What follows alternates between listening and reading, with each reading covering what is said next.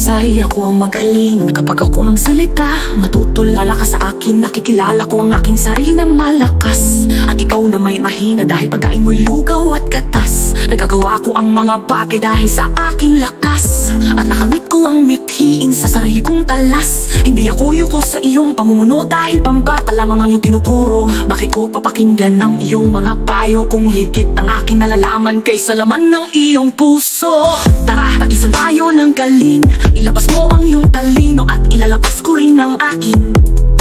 Ang iyong karunong ay mababaw at walang talim, ngunit ang taglay ko ay parang bomba at malalim.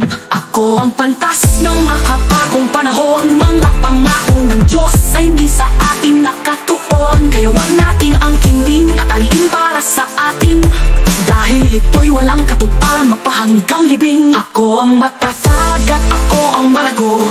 Ako ang nakakaalam kung ikaw ay matino. Mahina kang nilalang at matigas ang ulo. Kung sa aking mga pangaral ay hindi ka kumbinsido. Ako at ako lang kaya makinig kayo. Ang gumagawa ng bukas ay ako. Ang nagbibigay kulay sa buhay ay ako.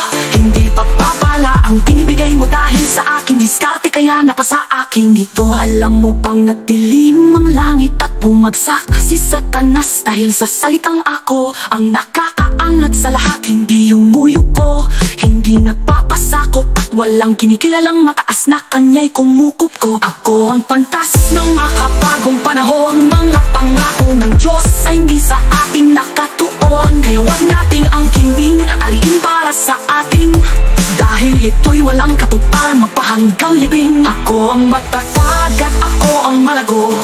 Ako ang nakakaalam kung ikaw ay matino.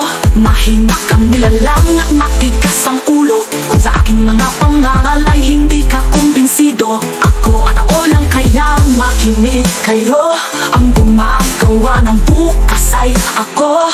Ang nagbibigay kulay sa buhay ay ako. Hindi papapala ang binibigay mo dahil sa aking diskarte, kaya napasa akin ito. Ang sabi ng Diyos na makapangyarihan sa lahat, pasa ko kayo at tumalima sa mga naatasan niya. Huwag maging suwain sa mga lingkod at piniling niya, upang hindi manakaw niya ako na siya mama sa pandaraya. Pag ko pa rin ito ng makasalanan, nagkatawa ko ngayon ang pagsamot pakinggan. Nagkamali ako sa maaagamagang batawat, ang hiling ko nawa ay pakinggan. Baguhin mo ako at tinulungan upang hindi na maligaw magpakailan pa man.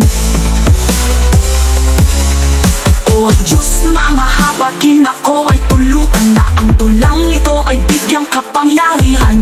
Kung ako man ay may ako na iyong kinapupotan, ako'y iyong nilisin at gawin mong bayan.